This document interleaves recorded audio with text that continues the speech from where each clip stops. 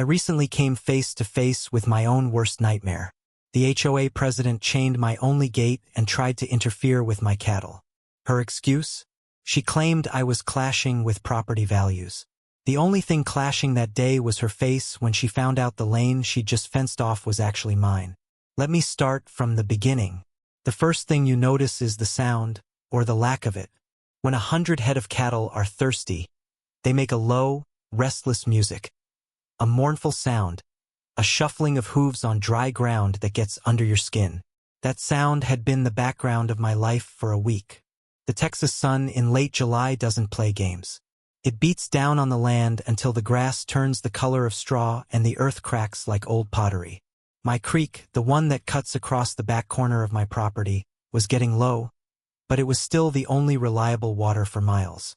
The problem was, the only way to get the herd there was through a single gate on a dusty access lane that skirted the edge of a new housing development, an HOA community. They called it Whispering Creek Estates, a fancy name for a bunch of big houses packed too close together on land that used to be open range. My grandpa, who left me this ranch, always said, "Fences make good neighbors, but a shared gate makes better ones." He had a handshake deal with the old rancher who owned all that land before it got sold and chopped up. That handshake had worked just fine for 50 years. Until Karen Underwood. I'm a black rancher working my grandpa's land. Karen didn't ring my whole ranch in steel. She boxed my only gate. Same trap, less metal. I saw the lock from 50 yards away. It was a big, ugly thing, brassy and new, against the weathered gray wood of the gate post. A thick silver chain, the kind you'd use to tow a truck, was wrapped around the gate and post again and again, overkill by a mile. They'd even set 2 fresh panel fence sections at the mouth, a tidy little corral around. My gate. It was a statement. I pulled my dusty Ford to a stop, the engine ticking in the heat. I just sat there for a minute, looking at it. My grandpa's gate, the one my hands had helped him fix a dozen times. Now it was chained up like a crime scene. I got out, my boots crunching on the gravel. My truck keys hung from my belt, hot metal against my hip. The air was so hot it felt like you were breathing through a wool blanket. The cattle were behind me, bunched up, their dark eyes watching me, waiting. They knew this path. They could smell the water. I put my hand on the chain. It was heavy and cold, a strange feeling in the oppressive heat. This wasn't just a lock. This was a message. I knew who sent it. I called the number for the HOA, the one on the little sign tacked to a post a few feet away. It was a professionally printed sign with a weeping willow logo. That was the small info sign. 2 days later, they planted a big red warning sign. Everything about this place felt manufactured. Karen Underwood answered on the second ring. Her voice was clipped and smooth, like ice cubes clinking in a glass. Whispering Creek Homeowners Association. Karen Underwood speaking. I kept my own voice low and steady. "Ma'am, this is Anthony Ridley from the Ridley Ranch next door. Someone's locked the access gate to my pasture." There was a pause. I could almost hear her smiling. "Yes, Mr. Ridley. The board has decided to secure all HOA access points. That lane is association property. Your use of it was frankly illegal and unauthorized access." I took a breath, letting the hot air fill my lungs. "Ma'am, my family has used this gate to water our cattle for longer than this HOA has existed. My grandfather had an agreement." She made a little sound, something between a laugh and a scoff. "Well, I'm afraid your grandfather's agreements don't supersede our community bylaws. We have standards to maintain. We can't have livestock creating a nuisance. This is for the protection of our residents and their property values. It's a liability issue." I knew right then that talking to her was like talking to a brick wall. A well-dressed, polite brick wall. So I did what you're supposed to do. I called the sheriff's department. 2 deputies showed up about 20 minutes later, kicking up a cloud of dust that settled on everything. They were young, looked like they'd rather be anywhere else. Karen Underwood must have been watching from her window because her pristine white SUV pulled up right behind them. She stepped out wearing a navy blue suit and a bright pink blouse. Not a drop of sweat on her. She looked like she was heading to a bank meeting, not a dusty standoff by a cattle gate. She gave the deputies a bright, tight smile. Deputies, thank you for coming. I'm Karen Underwood, the president of the HOA. Your ranch is illegal under our rules, deputy. She said ranch. But we all knew she meant my gate. She spoke to them, but her eyes kept flicking over to me, sizing me up. The deputies nodded at her, then looked at me. Their faces were blank, professional. One lip curled, the other wouldn't meet my eyes. I explained the situation calmly. I told them about my grandpa, about the 50 years of use. I pointed to my thirsty cattle. Karen stepped in, her tone reasonable, friendly. Deputies, I understand his frustration, but the simple fact is this is private property, our private property. We have a responsibility to our homeowners. She used words like liability and governing documents. She made it sound like I was the one causing the trouble, like I was the intruder. The deputies listened, their posture deferential to her. They looked at her, said, "Ma'am," used my first name, then let their eyes slide past me when I spoke. I saw the slight shift in their stance. They were on her side before I'd even finished my first sentence. They saw her suit and her expensive car and me in my dusty jeans and sweat-stained shirt. And they made a choice. One of the deputies finally turned to me, his hand resting near his sidearm. "Sir, I hear what you're saying, but from where we stand, this looks like a civil matter. It's a property dispute. You'll have to work it out with the HOA or take it to court. We can't force her to remove the lock." He said it like he was reading from a script. "Work it out," he said. I looked at Karen's smug, triumphant face. I looked at the deputies who wouldn't quite meet my eye. And I looked at the heavy, unyielding chain on my gate. The law had come and the law had left. And my cattle were still thirsty. The older deputy took a slow look at my herd and the sunburned fence. Then at my face. "Just don't escalate, Anthony," he said. I hadn't moved an inch. I could taste dust and pride in my mouth. Karen drifted closer, phone up, filming, keeping me in the frame like a trophy. "We're a family community," she said lightly to no one and everyone. "We can't have ranch traffic coming through in waves." The pause before ranch hung in the heat. A cow bawled hard. The sound shoved through us like a warning. At the back of the bunch, 2 steers leaned on the new panel fence the HOA had set to box the gate. The panel flexed and popped, but held. One deputy twitched toward his holster. "Ma'am, please step back from the animals," he said. To Karen, not to me. "I called you to help," I told him. Quiet. "You told me it's civil. I accept that. But my water is 30 yards away, and this lock is new metal on an old promise." He shifted his jaw, eyes sliding off mine. "Then take it to court," he said again, like a line he'd practiced. Karen offered a final bright nod. Victory smile and the convoy rolled out. The only sound left was the chain knocking the post and 100 heads turning toward the creek they couldn't reach. That land is more than just dirt and grass to me. It's a history book. My history book. Every fence post, every bend in the creek, every shady spot under a live oak tree holds a story. My grandpa, William Ridley, bought the first 100 acres back in the 50s with money he'd saved up working on oil rigs out in the Permian Basin. He was a big man with hands like leatherwork gloves, and he could calm a spooked horse with just a word. He added parcels over the years, bit by bit, until he had a spread he was proud of. He taught me how to mend a fence, how to read the sky for rain, and how to tell when a calf was about to be born just by the way the mother cow stood. He taught me that the land doesn't belong to you. You belong to it. You're just its caretaker for a little while. When he passed, he left it all to me. It wasn't just a gift of property. It was a gift of trust. He was trusting me to be its caretaker. Now, the access lane was part of that trust. Back then, the whole area was just a few big ranches. The fellow who owned the land where the HOA now sits was a man named Earl Schmidt. Earl and my grandpa were friends. Not the kind of friends who went to dinner, but the kind who'd pull each other's trucks out of the mud, no questions asked. The creek was the lifeblood for both their herds, and that little lane was the easiest way for both of them to get their cattle down to the water in the dry season. So, they made a deal. Earl let Grandpa use the lane, and Grandpa let Earl's herd graze on a patch of his north pasture when Earl's was picked clean.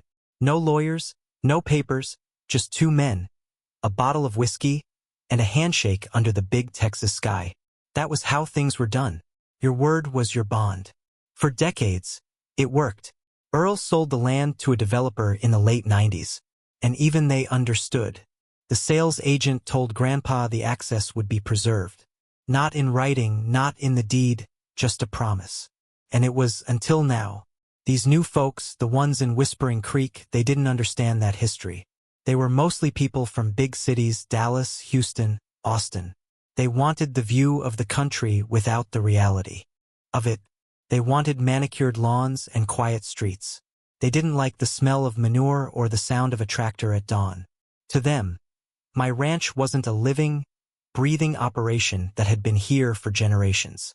It was just a messy, unpredictable neighbor. And Karen Underwood was their queen. She drove the conversation at their meetings, talking about community standards and protecting our investment. She saw my cattle not as a legacy, but as a threat to her perfect, sterile world. That subtle bias was always there, just under the surface. When she'd say things like, "We need to maintain the character of our kind of community," it was clear what she meant. My kind of community, a working ranch run by a black man, was not her kind of community. I went to see Glenn Porter. Glenn's a retired trucker who lives in a small house on the other side of my property. He's been in this county his whole life. He's 75 with a memory like a steel trap. I found him on his porch sipping iced tea and listening to a ball game on the radio. I told him what happened. He just nodded slowly, his eyes fixed on the horizon. "Knew this was coming," he said, his voice a low rumble. "Saw it the day they put up that fancy brick entrance. People who build walls like that aren't interested in being neighbors." He confirmed everything my grandpa had told me. He remembered Earl Schmidt. He remembered the handshake deal. "Everyone knew, Anthony," he said. "Everyone knew that was your family's water access. It was just the way it was. Never needed a piece of paper to prove the sun comes up in the east." He was right. We never thought we'd need it. The world had changed around the ranch. The old rules of honor and a man's word had been replaced by a 3-ring binder full of bylaws and covenants. Glenn leaned forward, his old joints creaking. "That woman, Underwood, she's the type that thinks because she can write a rule, it makes her right. She doesn't care about history. She cares about control." He looked me square in the eye. "You can't reason with a person like that. You got to find a different way to talk to them, a language they understand." He meant the law, the fine print. The problem was, I was a rancher, not a lawyer. I knew cattle and I knew the land, but I didn't know a thing about bylaws and property disputes. History was on my side. Decency was on my side. But Karen Underwood had a binder full of rules and a brand new lock. As I drove home, the dust from the road settling on my dashboard, I felt a deep, quiet anger. This wasn't just about water. It was about respect. It was about my grandpa's legacy. And I realized that if I wanted to defend it, I was going to have to learn a new language. Fast. The next morning, the squeeze began. Tackled to the gate, right next to the new lock, was a laminated piece of paper. It was an official notice from the Whispering Creek HOA. In bold black letters, it cited a bylaw about unauthorized use of common property and levied a fine of $200. Below that, in smaller print, it said the fine would double for every 24 hours the violation continued. I wasn't even using the lane, but apparently my desire to use it was violation enough. I tore it off the post, the plastic crinkling in my hand. It felt like I was being punished for a crime I hadn't even committed. $200. That was feed money, vet money. It wasn't going to break me, but it was a clear shot across the bow. It was Karen Underwood telling me she had the power and she wasn't afraid to use it. 2 days later, a work crew came out. They planted a huge, obnoxious sign right in front of the gate. 2 men in matching polos measured the posts like they were setting a memorial. One read the wording to the other 3 times, savoring the big letters. "Private property. Contact the homeowners. Association violators will be prosecuted." He asked me if the arrow looked centered. "You're on my fence line," I said. He nodded, satisfied, as if I'd complimented his spacing. A neighbor couple in gym clothes slowed their jog. Phones up for pictures. "Wow, they finally did something," the man murmured. The woman wrinkled her nose at the cattle and at me the same way. A delivery van stopped. The driver leaned out and said, "You'll really prosecuting violators, or is that just font?" The sign guy answered without humor. "Policy." Buddy Lane bounced up in his clattery Tacoma, hopped out with a grin, and posed beside the sign like it was a landmark on Route 66. "Take my picture," he said, handing me his phone. Caption: "Visited the world's biggest overreaction."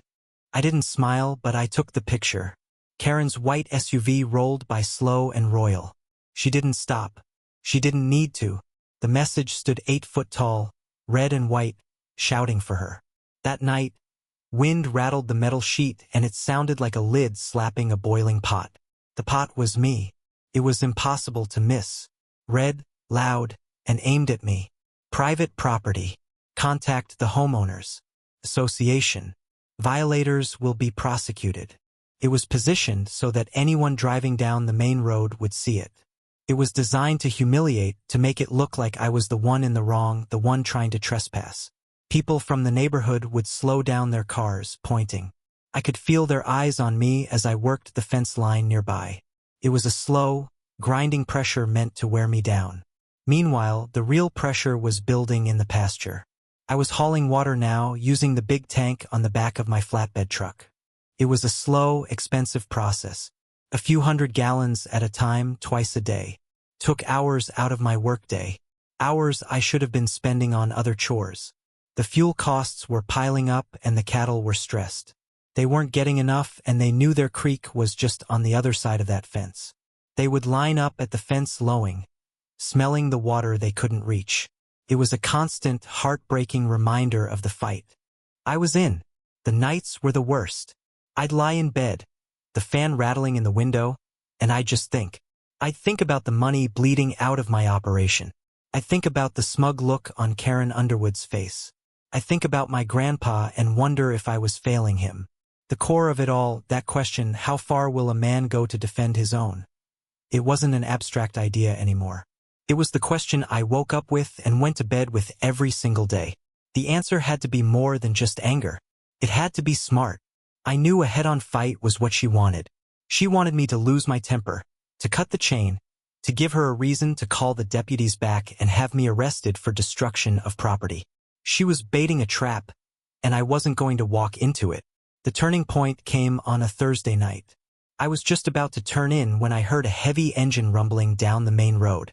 It was late, almost 11. I went to the window and looked out. A big tow truck, the kind used for heavy equipment, was pulling up to the access lane. It slid across the subdivision shoulder, nose to the lane's mouth, not the county road. It sat there like a plug inside their side, not on county pavement. The new panel fences turned it into a pen, clean, tight, boxed. It maneuvered into position, completely blocking the entrance from the road. Then a smaller car pulled up behind it. A man got out of the car. He wasn't big or threatening, just a regular guy in a polo shirt. I recognized him from a picture in the HOA newsletter. He was on the board, one of Karen's lieutenants. I grabbed my phone, my heart starting to beat a little faster. I slipped out the back door, staying in the shadows of the mesquite trees that line my property. I crept closer, making sure the phone was recording. The night was dark, but the tow truck's flashing yellow lights cast long, dancing shadows. The board member walked up to the gate with a flashlight and a brand new, even bigger chain. He started wrapping it around the post, pulling it tight, adding it to the one that was already there. He was reinforcing it. The tow truck was there to make sure I couldn't get a feed delivery truck or my water tanker anywhere near the lane. It was a deliberate, calculated escalation. They were trying to choke me out completely. I just stood there in the dark, my phone held steady, the little red light glowing. I didn't say a word. I didn't shout or confront him. My grandpa always said, "Never interrupt your enemy when he's making a mistake." And this was a mistake. This wasn't about bylaws anymore. This was a targeted, aggressive action. And I had it all on video. I watched until he was done, until he got back in his car and drove away, leaving the tow truck and the double-chain gate like a monument to their spite. I walked back to my house, the recording safe on my phone. I finally had a piece of evidence. It wasn't a solution, but it was something. It was a weapon, and I knew with a calm certainty that settled deep in my gut that I was going to get the chance to use it. I eased closer through the mesquite, thorns catching my shirt. The boardman's flashlight swung wide and white across the brush. I went still. He listened. Somewhere, a calf puffed a short, confused snort. The light crawled over the trunk I hid behind, then slid on. The tow truck driver yelled, bored and loud. "You good, Brad?" So that was his name. "Yeah," Brad hissed, tugging the chain one more time. The steel screamed on steel and set my teeth on edge. I zoomed in, framed his hands, his face, the plate on the truck, the timestamp on my phone. The camera shook a little from my heartbeat, so I braced my wrist against bark, quiet as prayer. Brad finished, stepped back to admire his work like it was art, then snapped his own photo for the board chat. The irony made me almost laugh. A mesquite thorn drove into my palm when I shifted. The sting flashed hot, bright, human. I bit it down. On his way out, Brad's beam slid across the red sign. He patted it like a faithful dog, then climbed into his sedan. The tow truck stayed, idling, blocking the mouth of the lane. When their tail lights vanished, the night fell shut. I pulled the thorn, sucked the blood, and whispered, "Thank you," to the dark, because sometimes your enemy sets your table better than a friend. The weight of it all started to press in. The isolation was the worst part. Every time I drove past that gate with its ugly sign and double chains, it felt like the world was closing in on me. The HOA was a united front, a wall of rules and whispers. I was just one man. It's easy to feel like you're crazy when you're the only one standing against the crowd. My phone would ring, and for a second I'd think it was a neighbor calling to offer support. But it was never them. It was a supplier asking when I was going to pay for the extra fuel, or my bank calling about the unusual withdrawals from my savings account. The financial bleed was becoming a hemorrhage. The question wasn't just how far I would go. It was how long I could last. One afternoon, I was out by the barn trying to patch a leaky water trough. My knuckles scraped and my patience worn thin. Glenn Porter's old pickup truck rumbled up the drive. He got out carrying a brown paper bag that smelled like barbecue. "Figured you could use a decent lunch," he said, handing me the bag.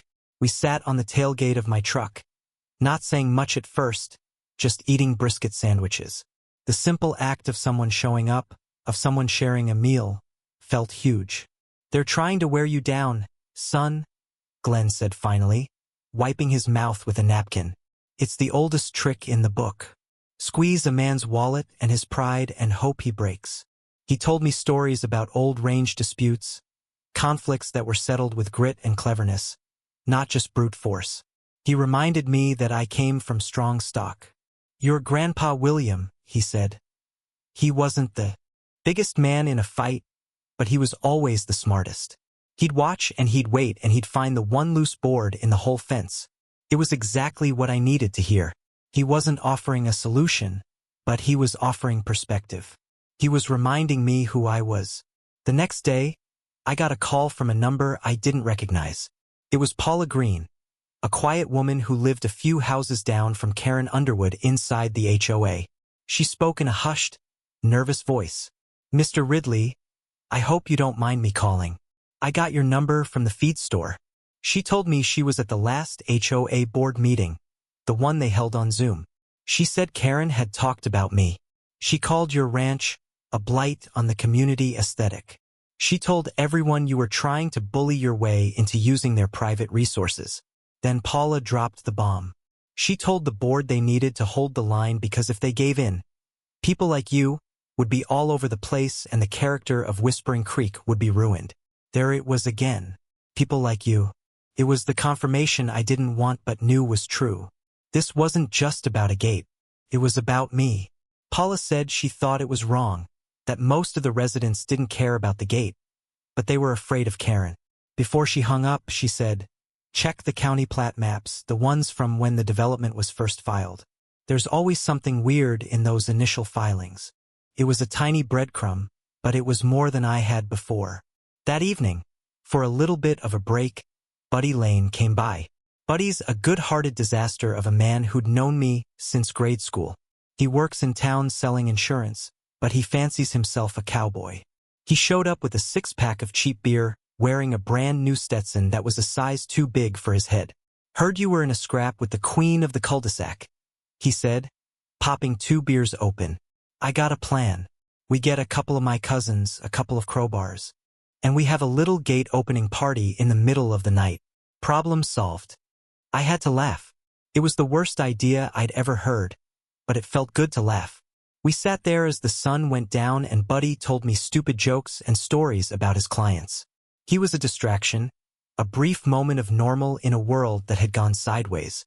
His presence didn't solve my legal problems, but it helped shore up my spirit. It reminded me that there was still a world outside of my fight with Karen Underwood. When he left, I felt better. I had Glenn's wisdom, Paula's tip, and Buddy's well-meaning foolishness. I wasn't alone anymore. I had allies, even if they were an unlikely bunch. A retired trucker, a nervous neighbor, and a guy who thought felony property damage was a good solution. It was a start. Paula's words kept echoing in my head. Check the county plat maps. Glenn had told me to find the loose board. Maybe Paula had just told me which part of the fence to start looking at. That night, for the first time in weeks, I didn't lie awake staring at the ceiling. I was starting to form a plan, a real plan. The next morning, I drove into Abilene to the Taylor County Administration Building. It's an old, imposing brick building that smells like dusty paper and floor wax. I hadn't been inside in years. I felt out of place in my work boots and jeans, walking past people in suits and ties. But I had a mission: find the loose board. The records office was in the basement, a maze of gray metal shelves and filing cabinets. A woman with glasses on a chain around her neck pointed me toward a bank of old microfilm readers and a wall of thick, heavy binders containing the plat maps. It was like stepping back in time. I started where Paula Green had suggested, with the initial filings for the Whispering Creek Estates development. I scrolled through endless pages of legal descriptions, surveys, and boundary lines. My eyes started to burn from staring at the glowing green text on the microfilm screen. I was looking for any mention of an easement, any right-of-way, any document that would prove my family's historic access to the creek. I spent hours at it. I found the developer's original plans, the utility layouts, the drainage reports. I found everything except what I was looking for. There was no mention of the Ridley Ranch. No easement, no handshake deal recorded for posterity. It was like we didn't exist. A feeling of cold dread started to creep in. Maybe Karen was right.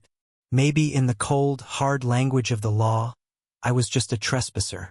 Maybe my grandpa's word meant nothing because it wasn't written on the right piece of paper and filed in the right dusty basement. I was about to give up. My back ached and my head was pounding. I leaned back in the squeaky chair, rubbing my eyes. I thought about my cattle standing by the fence, waiting. I thought about my grandpa and the trust he'd placed in me. I couldn't just walk away. I decided to try one more thing. Instead of looking for something that proved my right to use the lane, I decided to look at the lane itself. I pulled up the main plat map for the entire HOA. It was a huge, sprawling document showing every single lot, every street, every common area. I traced the boundaries with my finger. Lot 1, Lot 2, on and on. Then I got to the edge of the development where it bordered my ranch. I saw the access lane clearly marked. And then I saw something else, something strange. The lane and the little patch of ground the gate sat on had a different border. It was a thin, dotted line separating it from the rest of the HOA's common property. And inside that little sliver of land was a tiny number, 21B. It wasn't labeled as a common area. It was its own separate parcel. My heart started beating faster. I went back to the main index and looked up parcel 21B. It was tiny, less than a quarter of an acre, a long, thin rectangle that was basically just the lane and a few feet of scrub on either side. I took the parcel number to the clerk at the tax office counter. "Can you tell me who owns this?" I asked, trying to keep my voice steady. She typed the number into her computer. Her eyebrows went up. Well, that's an odd one, she said. It's still listed under the name of the original developer. Prairie Sky Holdings Incorporated looks like they went out of business about 10 years ago. She kept typing. And it looks like the property taxes haven't been paid on it in, wow, 8 years. My mind was racing. If the HOA didn't own it, they had no right to lock it. They were the trespassers. So, what happens to a piece of land like this? I asked. The clerk shrugged. Usually after a certain number of years of non-payment, the county puts it up for auction, a tax sale. Let me check the list. She clicked a few more times. A slow smile spread across her face. Well, what do you know? She said, looking up at me over her glasses. Parcel 21B is on the list for next month's sale. Goes to the highest bidder. I stood there, stunned. It was the loose board. It was the key. The very ground Karen Underwood had planted her obnoxious sign on. The piece of Texas she had claimed with such authority didn't even belong to her. And it was for sale. I walked out of the tax office into heat that felt earned. Every step to the truck was a plan forming. I made 3 calls with the AC blasting. 1 to Tom, 1 to Brett, 1 to the sale barn. The sale barn hurt. I'll move 8 yearlings Friday, I told the manager. He knew my voice. You sure, Anthony? I'm sure. He said the market was soft this week. I said I didn't care. Back at the ranch, I rolled the old hay baler out of the shed. The one Grandpa had rebuilt twice. Paint sunburned to chalk. A kid from Craigslist looked at it like it was junk and offered cash like it was charity. I told him no, then yes, because keys beat pride when water's at stake. Glenn showed up without being asked and backed his trailer too.